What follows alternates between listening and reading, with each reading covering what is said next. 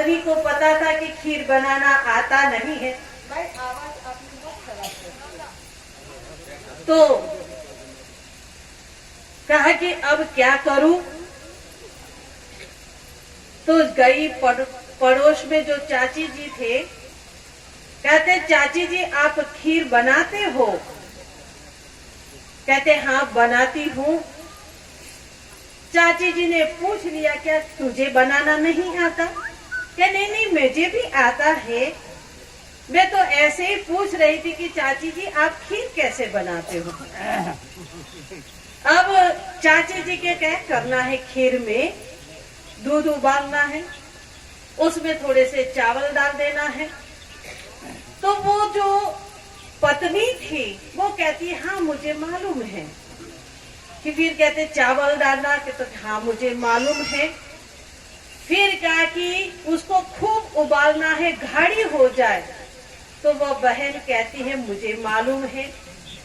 अब चाची जी को बड़ा गुस्सा आया कि देखो आई है तो सीखने के लिए, पर मुझे सब मालूम है।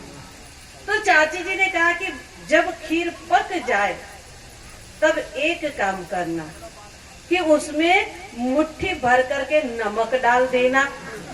अब वो बहन कहते कि हाँ मैं जानती हूँ, मुझे मालूम है। अब घर गई और उसने जो है वैसे ही खीर बनाई। पतिदेव भी खुश हो गए, चलो इसने खीर बनाई, बड़े चाव से खीर खाने लगा। अब थू थू करके थूक दिया, क्या हुआ ये तो कोई खीर है। कहते क्या हुआ? कहते कि ये खीर किसने बनाई? मैंने ही बनाई। और आपने कहा था तो चाची जी ने जैसा कहा वैसी ही खीर मैंने बनाई।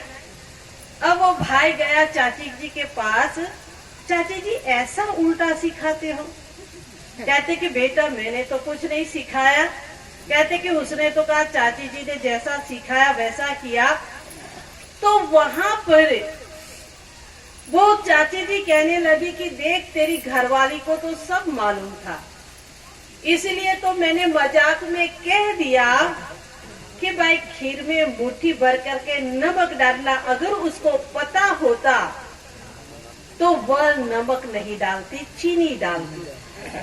और देखिए भगवान राम ने भी ऐसा कहा, अहंकार लेकर के सत्संग में बैठेंगे तो कुछ भी पल्ले पड़ने वाला नहीं। हम अपने मन को यहाँ रखना है, अपने चैतन्य को यहाँ रखना है, अपनी बुद्धि को यहाँ रखना है।